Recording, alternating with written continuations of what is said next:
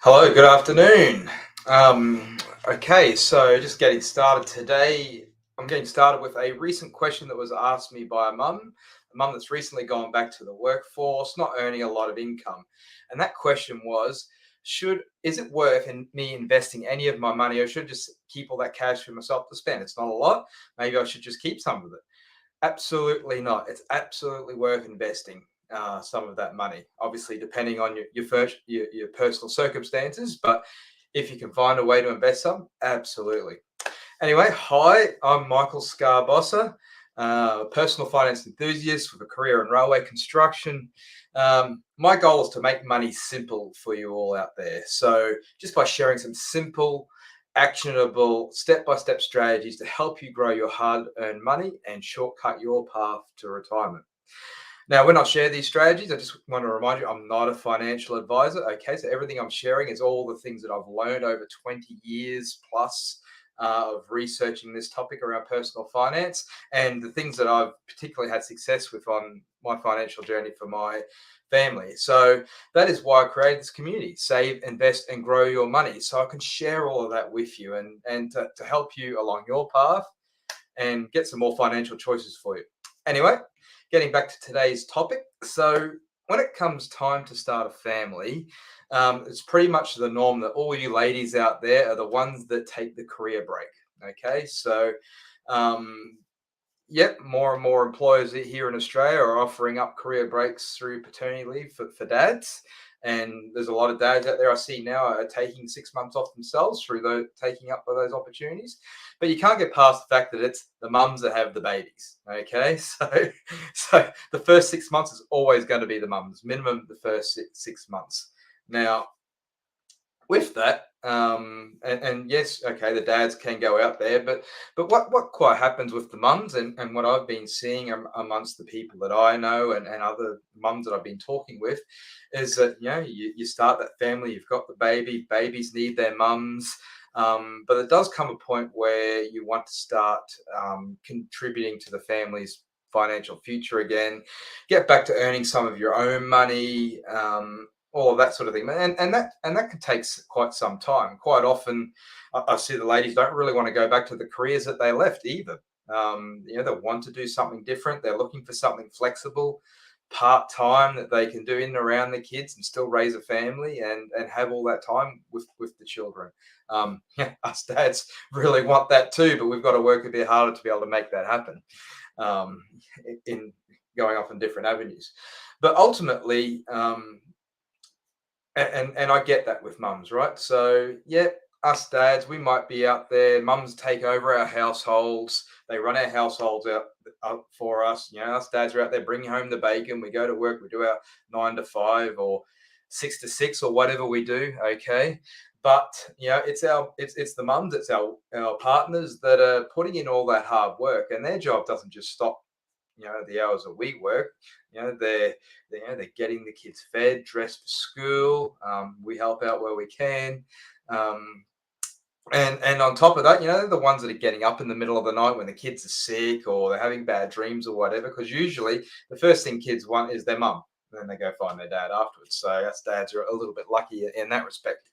But as the kids start to get a bit older, start to go to kindy, into school, mums are starting to get a little bit more spare time, a little bit more freedom to start to explore, get some time back for themselves, and maybe explore part-time opportunities to actually start earning a bit of income for themselves. And I know in talking to you mums out there, it's really important for a lot of you that I've spoken with.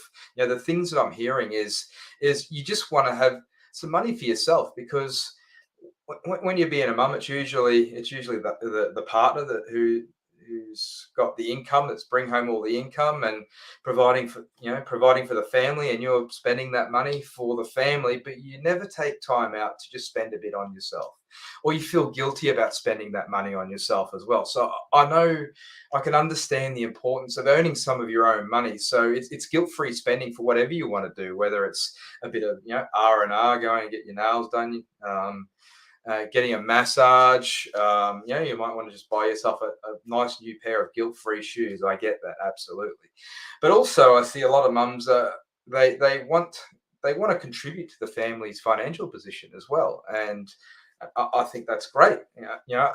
A lot of us, what we do is we link our self worth to how much money we're earning, and I get that. Sometimes, if you're not earning any money, that's got to feel tough. It's got to feel tough on the mind. So that's why I'm saying that it's absolutely important that when you start earning some of your part-time money, to start investing some of it, because it's really good for the mental state.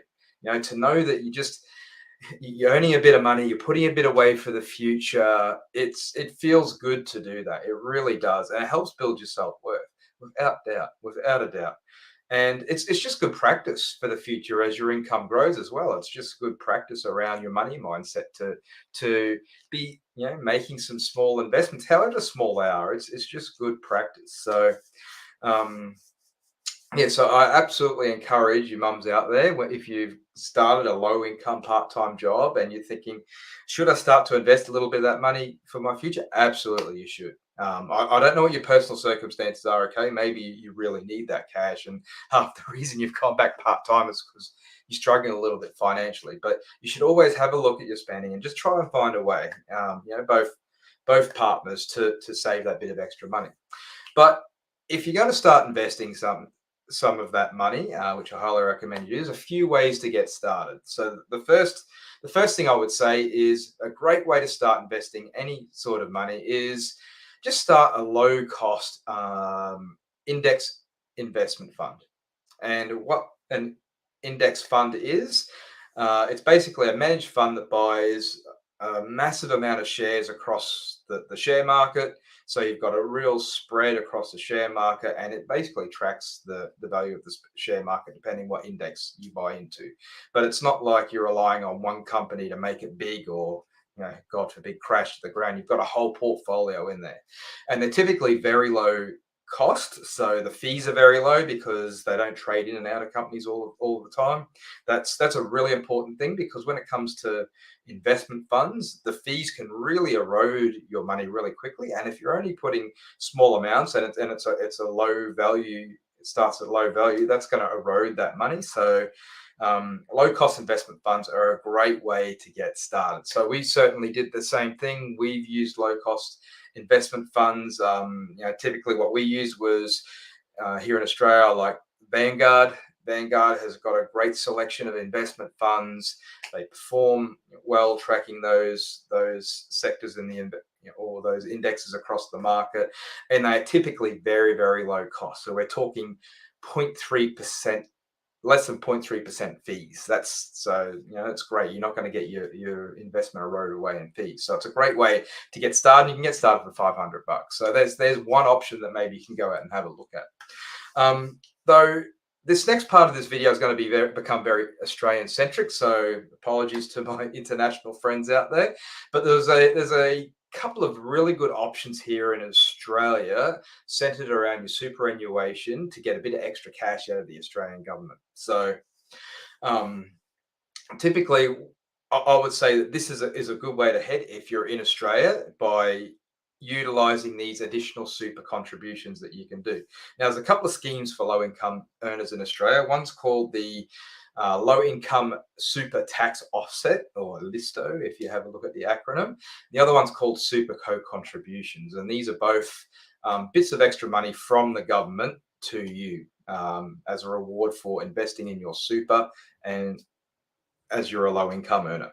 Now, I'll just quickly go through what are both of these schemes. So the low income super tax offset, LISTO, this is basically where your employer is making the super contributions for you. So if you've got a part-time job and your employer is making pre-tax super contributions into your super fund before you get paid, or as you get paid, okay? So you don't ever see that money.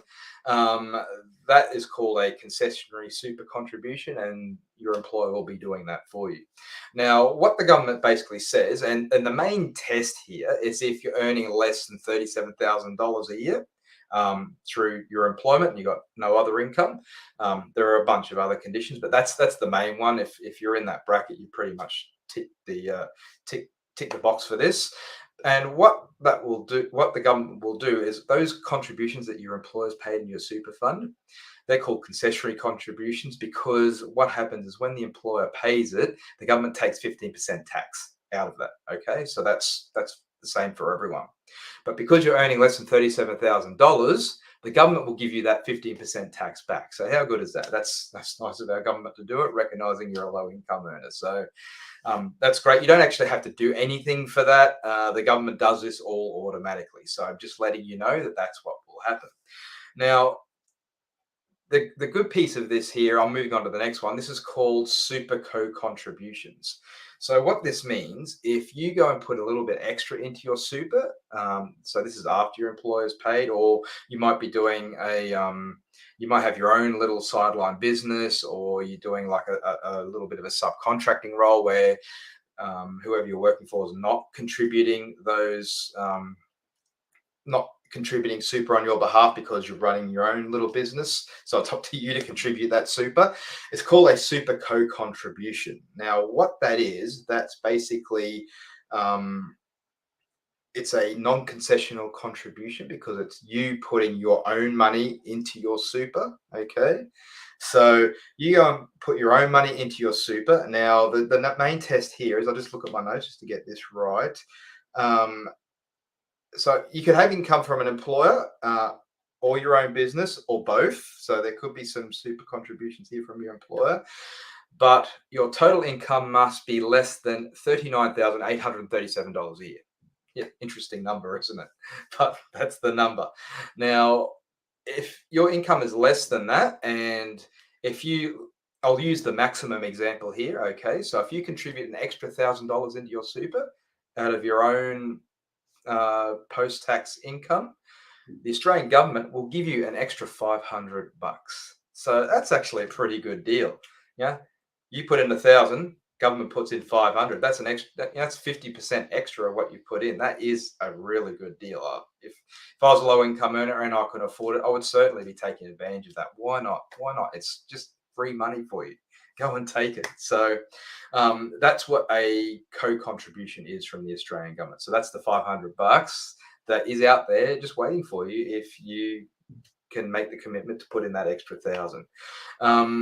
Now, with that as well, you don't have to do anything. You put that in, the government will just give you the money. It does it through its whole tax system. Okay, so the only thing that you need to do is make sure that your super has your super fund has your tax file number, which I'm pretty sure it will, because you usually give that to your super fund when you start your super fund. Probably the other thing as well, if you had multiple employers, make sure that you get all your super in one place. Have like multiple super funds where you've gone from employer to employer. I've done separate videos on this in the past. You can easily find a way to get all that together through your MyGov app here in Australia. I won't talk anything more about that. Now, so that's it. That's the extra $500 you can get out of the government. Go get it, absolutely. And I've just got one extra thing here as well, and this is for all the significant others out there who are the breadwinners of the family. And this is called the spouse super contribution. So this is for the significant others. So I think it's just simple from a bit of appreciation for whoever's been the homemaker to help build their super, that the significant other who's a breadwinner actually goes and does this. And what this is that as the main income producer for the for your family, you can contribute as long as your partner is earning less than $37,000 a year. You can contribute a maximum of $3,000 into their super. Okay, so they get an extra $3,000 in their super. What do you get for doing that? Well, you get to show your partner some appreciation, first and foremost, in financial terms. So small token of appreciation, $3,000. But also you'll get an 18% tax offset back on that as well. So the government will actually give you for $3,000, 18%. That's $540. So you get an extra $540 in your pocket. So the government is encouraging us to do this, to build up the super funds of our significant others, our partners that have been the homemakers and haven't been able to contribute to their super over a period of time while they've done that. So anyway, I trust that you found this very informative today. I just want to particularly for you Australians, there's a couple little bits and pieces of cash out there you can just tease out of the government and put in your own pocket. I don't like leaving money on the table. If the government's giving us money, why not take it? Absolutely, it's all for our benefit. And I just want to remind you that I'm not a financial advisor or a tax agent. Okay, this is all my own research. This is what I've done. I've consulted my own financial advisor, tax agent, accountants about this stuff in the past. So this is just to highlight that this is there for you, so you can go do your own research, be comfortable with the information that I'm sharing with you, and also maybe get some professional advice around your own specific circumstances between you and your partner on your tax affairs as well. So I hope you found that very informative today. Like I said, thanks for listening. I've really enjoyed sharing this information with you today. I'll also leave a link down below in the comments. You can go to my website, pick up my free guide of how I went from no savings to buy my first investment property. It's the bones of a basic plan there for you to plan for your financial future. So I'm hearing the dogs. You're probably hearing the dogs too. Sounds like I've got some visitors. I better get going. Have a great week. See you later. Bye.